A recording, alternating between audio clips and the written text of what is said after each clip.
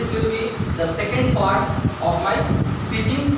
Okay, so now we are going to focus on words.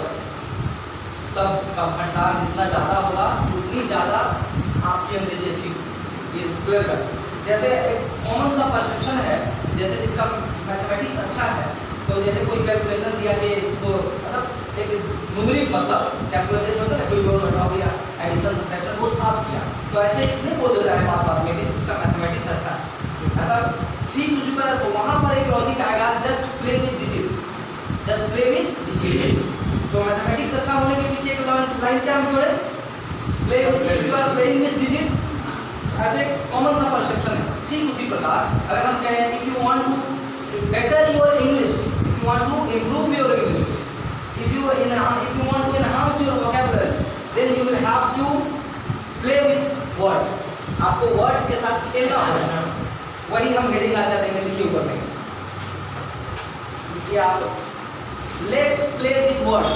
क्या लिखना है, let's play with words। ऐसे आपको एंजॉय करना है, टेंशन लेके नहीं पड़ना है। let's play with words, let's play with words। Heading दे दिए।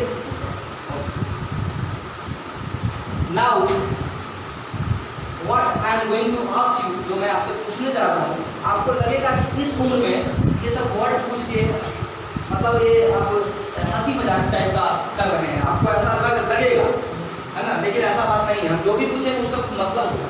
जैसे अगर कोई someone asks you कि इस डॉग का मतलब क्या होता है, इस उम्र में अगर आपसे कोई पूछे इस उम्र में कि डॉग का मतलब क्या होता है, तो आप भले ही भले बोल दीजिए, क्या जो बोलिएगा हमको पता है, क्या बोलिएगा। तो ये जो आप बोले एवरीबडी नोज इट, मतलब आपकी उम्र क्या है, यूकेजी का बच्चा से भी पूछिएगा वो तो बता ही रहे कि डॉग का मतलब कुत्ता। तो आपको थोड़ा सा मतलब जब हम क्वेश्चन ये पूछे तो आपको लगना चाहिए था कि हम लोगों से डॉग का मतलब कुत्ता के रेस्पेक्ट में तो नहीं पूछ रहे हों। ऐसा महसूस हुआ कि नहीं, ऐसा महसूस नहीं भी हुआ होगा, फिर भी आपको तो जितना पता होता तो आप बोल ही रहे, इसमें आपकी गलती नहीं है। देखिए ये जानकारी तो अगर हमें 5th क्लास के बच्चा कोई नहीं बता दे, यहाँ पर बुला के आपसे बोले कि डॉग का मतलब क्या, हम जो बताएं वो बताएगा तो आपको लगेगा कि ऐसा नहीं है। कोई भी आदमी को कोई वर्ड पहले पता चल गया, कोई वर्ड 2 साल के बाद पता चला, इसलिए आप लोग अपने आप को कोसिएगा नहीं कि हमको ये पता नहीं पता, ऐसा नहीं सोचना।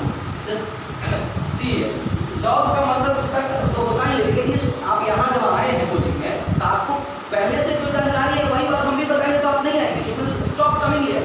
आप यहाँ आना ही बंद कर दीजिएगा, क्योंकि आप कहिएगा, आप पॉजिट कीजिएगा यहाँ तो जो हम पहले से जानते हैं वही चीज़ बता रहे हैं। तो I will teach you something new which you don't, जो आप जानते नहीं, तभी ना भैया।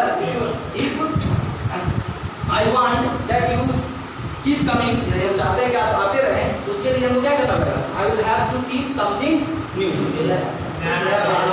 Otherwise you will stop coming. Is it clear? उसी को ध्यान में रखते हुए हम डॉग का मतलब कुत्ता को यहाँ नहीं लिखेंगे, लिख लीजिए कॉपी में, पीछा करना लिखिए कॉपी में। डॉग का मतलब देखिए, डॉग का मतलब जो कुत्ता बोले आप वो नाउन हुआ, यही वर्ड है, वो नाउन के रूप में हुआ। लेकिन अगर हम डॉग को फर्क के रूप में बोलेंगे, डॉग का मतलब पीछा करना होता है, क्योंकि वो तो नहीं पता। पीछा करना, इसके बगल में आप लिख लीजिए फॉलो। फॉलो मतलब तो जानते होंगे, फॉलो मतलब पीछा करना। ये इधर जो वर्ड हम लिखे हैं इसको कहते हैं सिनोनिम। जैसे हिंदी में आग का अगड़ी पर्यावार, उसी को इंग्लिश में हम लोग कहते हैं सिनोनिम। क्या कहते हैं वो? सिनोनिम। आप कुछ चिंतित हैं या कुछ ऐसा expression, your face is telling something, I am talking to you.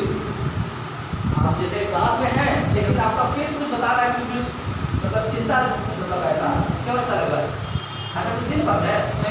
चलिए हम ठीक चलिए, तो ये क्या लिखे समझो, बताया पता चला।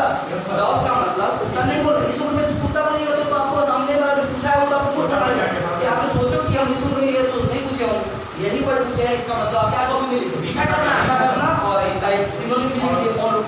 अब आइए, आज हम जो कुछ भी पूछेंगे आप हो सकता है पहली बार सुन रहे हो। Yes sir. देखिए पेन का मतलब क्या होता है, वो जो दर्द बोले ये दर्द, लेकिन हमको वही भी पेन लिखना जो कलम आप बोल रहे हैं, तो उस पेन का मतलब कलम जब होगा तब तो वो नाउन है। लेकिन वर्ब में अगर इसका आगे बगल में लिख दीजिएगा कहीं पर, जैसे कहीं पर ब्रैकेट में शो कर दीजिए, वर्ब के रूप में इसका हिंदी पीछा करना। मतलब पेन को नहीं, अगर वर्ब के रूप में अगर है वर्ब, तो इसका हिंदी लिख लीजिए आप लिखना। पेन का मतलब लिखना। लिखना, तो इसका सिनोनिम राइट तो होगा ही। और एक और लिख लीजिए जो भी आपको वो भी नया ही लगेगा। देखिए लिखिए AUTHOR, ऑथर मतलब आप लेखक जानते हो, लेकिन लेखक तो होता ही है, लेकिन भारत में ऑथर का मतलब हो जाएगा लेखक, लिखना। जैसे एक वाक्य बना लीजिए, देखिए मैं लिख दे रहे हैं, आई ऑथर्ड 2 बुक्स, यस सर। लिख लीजिए कभी, इससे समझ में आएगा। यहाँ पर ऑथर का मतलब नीतू कौन है, लिख लीजिए। भारत का विपन नीतू समझते हैं ना, लिखिए इसको नोटिस करो। आई ऑथर्ड 2 बुक्स, यही हम ऑथर का यूज करते हैं। बहुत लोग अगर सिर्फ ऑथर है, क्या है तो ऑथर है, लेखक है। ऑथर का मतलब लिखना भी होता है। और एक और पेन से एक एग्जाम्पल दे देते हैं, लिख लीजिए। He हैज के बाद भार का तीसरा रूप आता है, इतना पता है कि नहीं? ये तो हम टेंस वगैरह पढ़ाएंगे बताएंगे। अभी he has penned a story होगा।